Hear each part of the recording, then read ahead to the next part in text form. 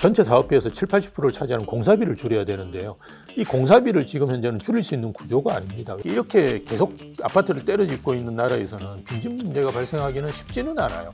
근데 이렇게 신축은 계속 짓더라도 오래된 아파트는 계속 늘어나지 않습니까? 이걸 뭐 해결을 해야 되는데 미래의 고급 일자리가 있는 지역들, 인프라를 집어넣을 수밖에 없어요. 네, 그러니까 일자리를 보시는 게 가장 좋죠.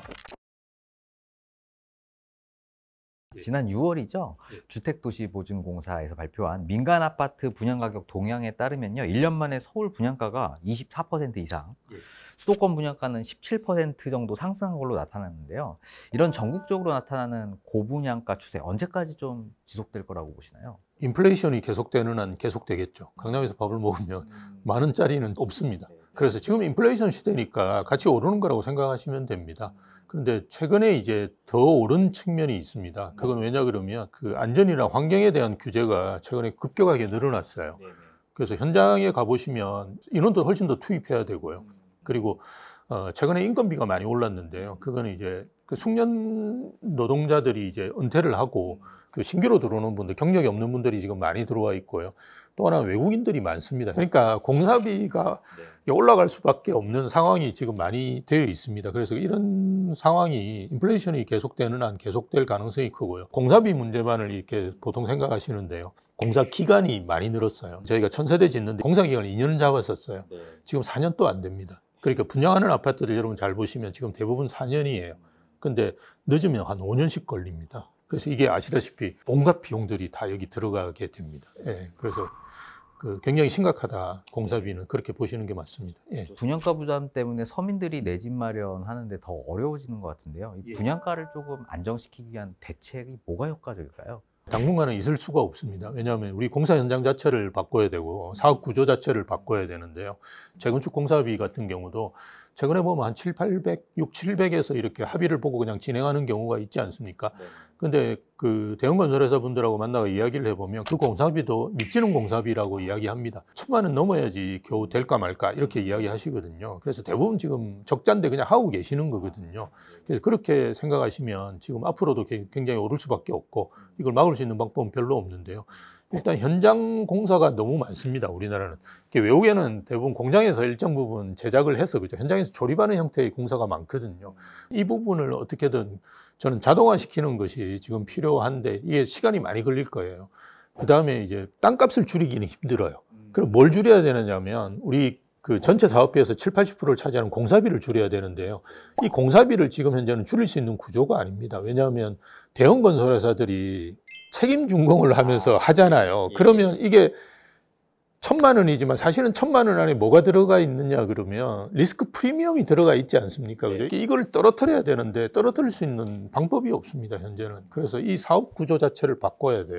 그 두 가지를 바꾸지 않는 한 저희 공사비가 떨어지기는 힘들어요. 요즘 뭐 PF 상황도 안 좋다 보니까 이런 책임 준공에 관련된 건설사들이 이제 돈을 못 받는 경우도 많이 생겨서 앞으로 뭐 수주 자체도 굉장히 타이트하게 하시는 것 같더라고요. 맞습니다. 지금 수주를 대형 건설에서도 지방은 아예 안 하고요. 서울도 거의 안 합니다. 그래서 건축이라든지 주택 사업 쪽은 지금 인력 구조 조정 굉장히 많이 하고 있습니다. 일반인들 생각할 때는 막 공사비 올리고 막 이러니까 나쁜 놈이니까 뭐 고생해라 이렇게 생각할 수 있지만 공급이 부족하면서 앞으로 이제 어떤 일이 벌어질지 생각하면 끔찍하죠, 사실은. KDI 보고서가 나왔는데요. 부동산 PF 구조 개선 연구 보고서예요. 국내 부동산 PF 시행사들이 총 사업비의 뭐 97%가 빚이다라고 이야기하더라고요. 세계 유일한 이런 수치라고 하는데요. 이런 기형적인 어떤 사업 구조 굉장히 심각한 것 같은데 우리가 어떻게 좀 받아들이고 어떻게 좀 대처해야 될까요? 저희 IMF 때 이제 그 대기업의 부채 비율을 200%로 묶어버렸어요. 그 전까지는 시공사들이 사실은 시행도 같이 했다고 보시면 됩니다. 그래서 큰 문제가 없었는데요. 아시다시피 수도권은 전체 사업비에서 땅값이 거의 70% 됩니다. 그래서 부채 비율을 이게 충족할 수 없습니다. 그러다 보니까 이제 IMF 이후에 이제 시행사라는 게 생겼습니다. 이게 시행사는 아시다시피 거의 페이퍼 컴퍼니입니다. 궁극적으로 사업이 망가질 때 그 책임을 지는 게 이제 우리 시공사들의 역할인데요. 개발 사업의 구조가 굉장히 왜곡되어 있습니다. 그러다 보니까 은행 같은 경우도 지금 PF의 사업성을 평가하는 것 해본 적이 거의 없어요. 안타깝게도. 그래서 이런 그 구조상의 문제들을 빨리빨리 고쳐나가는 게 필요한 것 같고요. 정부에서 생각하고 있는 게 시행사에서 한 자기 자본 20% 정도를 하는 방식을 하고 있는데 뭐 일단 그렇게라도 가는 것이 좀 필요하지 않을까 봅니다. 그리고 전 시공사가 궁극적으로 시행사로 가는 게 맞다. 지금 시공사는 거의 시행을 한다고 저는 봐요. 네, 그래서 시행에 대한 사실 노하우도 많이 알고 있는 거거든요. 그 현대산업개발 같은 데는 40% 되는 걸로 알고 있습니다. 시행의 비중이. 그렇게 가는 게 맞는 게 아닌가. 예, 그렇게 봅니다. 97% 빚으로 이루어져 있는 이런 시행사의 어떤 구조적인 부동산 금융의 문제가 까딱 잘못했다가는 2011년 우리가 맞이했던 뱅크런 사태로까지 이어지지 않을까 이런 우려의 목소리가 있는데요. 뭐 그렇게 진행이 될까요? 아니면 잘 마무리될까요? 근데 이것 때문에 뭐 우리가 4월 위기설, 5월 위기설, 6월 위기설까지 제가 들었고요. 7월 위기설부터 없어진 것 같아요. 저는 이제 정리가 되어 간다라고 생각을 하는데요. 정부에서 제일 높게 잡은 게 30조 정도 이제 이게 망가지는 거. 우리가 PF는 훨씬 그거보다 큽니다. 그걸 가지고 이제 하락하신다고 생각하시는 분들이 막 몇백 조 이렇게 이야기하는데 서울에 있는 것들은 거의 뭐 그렇게 될 가능성이 없다라고 보시는 게 맞거든요. 근데 이제 지방 특히나 뭐 이런 데 한 30조 정도 된다라고 그러는데요. 우리나라 5대 시중은행의 1년 영업이익이 30조 정도 됩니다. 그래서 사실은 이게 금융시장으로 전이 된다는 것 자체는 당연히 이제 말이 안 된다라고 생각하실 거고요. 제일 문제가 브릿지론인데요. 지금 우리나라 경제가 세계에서 뭐 9위, 10위를 하는 경제력을 가지고 있는데 이거 가지고 무너진다는 거는 정말 이제 말이 안 되는 거고요. 저축은행이 한두 개 정도 무너질 수는 있어요. 뱅크런 이런 사태는 없을 겁니다. 걱정 안 하셔도 될 것 같아요. 네. 분양시장 뭐 잡음이 또 계속 끊임이 없더라고요. 사전 청약 취소 통보도 받기도 하고요. 그러면 이런 분양시장 청약을 계속 도전해야 되는 건지 아니면 이참에 기존 매매 시장에서 그래도 기회를 찾아야 되는 건지 어떻게 선택하는 게 좋을까요? 한 개만 생각하시는 분들이 많은데요. 그거는 저는 별로 좋은 건 아니고요. 분양도 하시고 계속 넣으시고요. 특히나 이제 분양가 상한제에 걸려 있는 지역이라든지 아니면 공공택지 같은 경우는 여전히 저렴하거든요. 주변 시세에 대비해서. 그리고 뭐 제가 볼 땐 주변 시세하고 거의 비슷하면 지금은 들어가시는 것도 나쁘지 않습니다. 최근에 이제 마포에 분양했던 그 아파트 같은 경우도 주변 시세하고 거의 차이가 없거든요.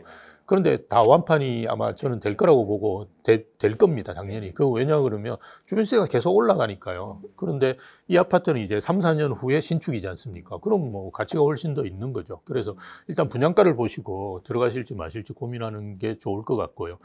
분양가가 높다 그러면 좀 고민하시는 필요가 있겠죠. 예, 그리고 이제 금매 같은 경우도 지금은 이제 뭐 시황 같은 거 보실 필요는 없고요. 뭐 주변 시세보다 10% 더 떨어졌다. 이런 매물이 나오면 그냥 무조건 잡으시는 게 좋습니다. 그래서 금매를 하시던 분양 그 시장에 들어오시던 일단 가격을 보시고 물론 입지는 물론 보셨을 거고요. 그죠?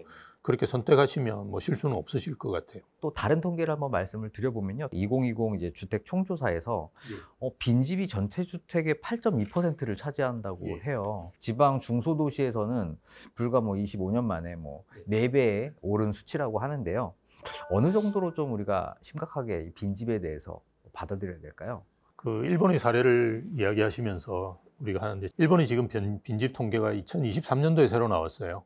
그래서 13.8%로 제가 기억하고요. 한 900만 채 정도 됩니다. 일본도 이게 2018년 전 통계하고 이제 비교를 해보시면 0.2%포인트 높아졌어요.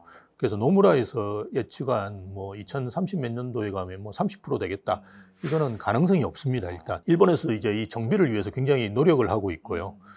일본하고 우리하고 상황이 다른 게 뭐냐 그러면 일본은 이런 빈집의 55%는 상속의 토지입니다.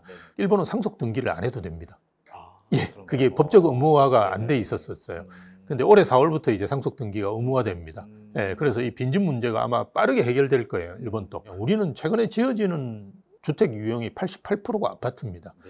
이렇게 계속 아파트를 때려 짓고 있는 나라에서는 빈집 문제가 발생하기는 쉽지는 않아요.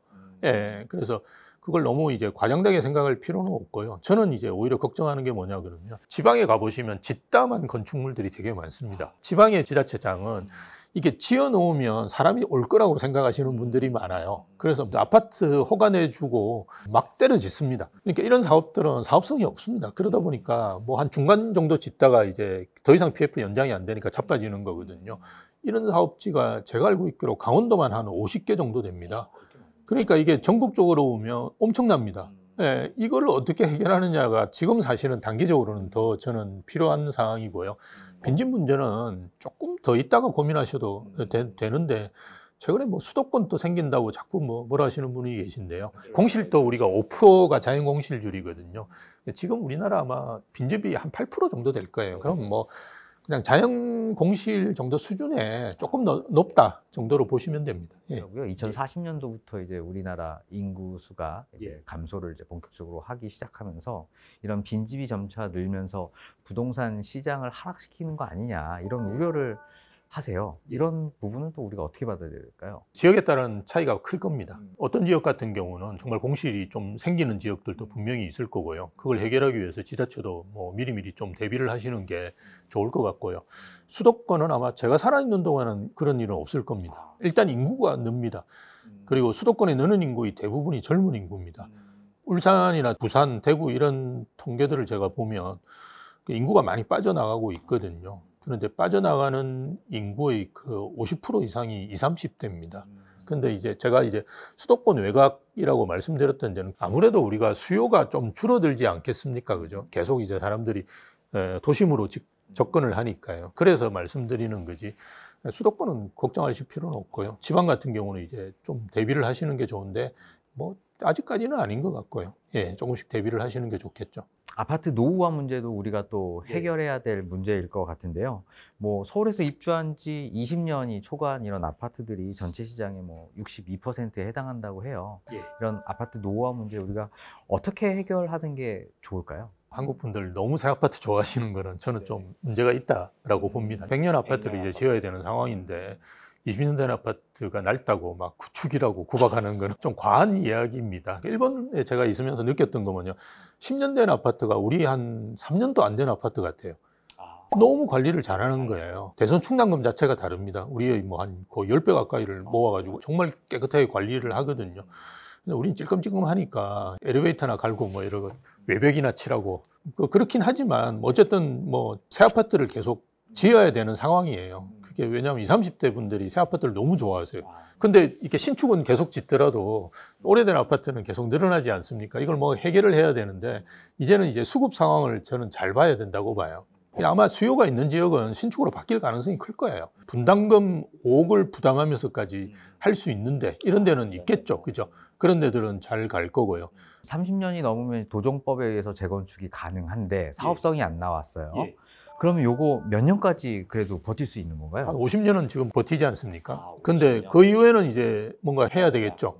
그래서 미국 같은 경우도 70년대에도 보면 긴급 명령을 내가지고 다 이주시켜버리고 그냥 아파트 부시고 뭐 공원으로 만들 사례가 있고요. 일본도 우리의 그 LH 같이 UR이라고 있습니다. 거기서도 이제 임대주택을 많이 하는데요. 일본은 이제 그 LH하고 완전히 다릅니다. 그 수익을 냅니다.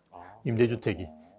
제가 갔을 때가 2010 몇 년도인데 그때 적자 얼마나 하냐 물으니까 까우뚱하더니 흑자 6천억 난다고 그렇게 이야기했어요. 그래서 좀 LH하고 다르네 이렇게 생각했는데 구조 자체가 그렇게 돼 있어요. 우리나라는 뭐 택지 개발로 땅으로 번 돈을 주거복지로 그냥 예, 맞습니다. 형태. 옛날 그 토지공사 습성을 그대로 하고 있는 건데요. 외국에는 이미 빨리빨리 이제 전환돼 있는데요. 아마 우리도 정부에서 아마 개입해야 될 시점이 있지 않을까. 그래서 아까 말씀드린 지자체 같은 경우도 집담한 건물 저렇게 있는데 집담한 건물도 30년, 50년 되면 무너지잖아요. 그러면 뭔가 해야 되잖아요. 예, 그래서 지자체에서 개입해서 뭔가 할 수 있는 개입이라는 거는 뭐 인센티브를 높여주거나 아니면 재정을 투입하는 방법밖에 없겠죠.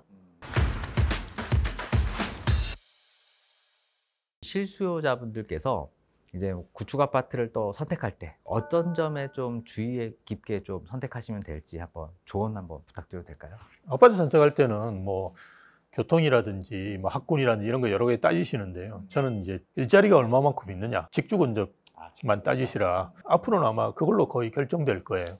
근데 일자리라는 게 아까 말씀드렸던 미래의 고급 일자리. 우리가 가산동 서울에서도 일자리가 많은 데 중에 하나입니다. 근데 가산동 주변에 사는 걸 직주근접이라고 이야기는 안 하거든요. 대기업이 있는 그런 직주근접의 미래의 고급 일자리.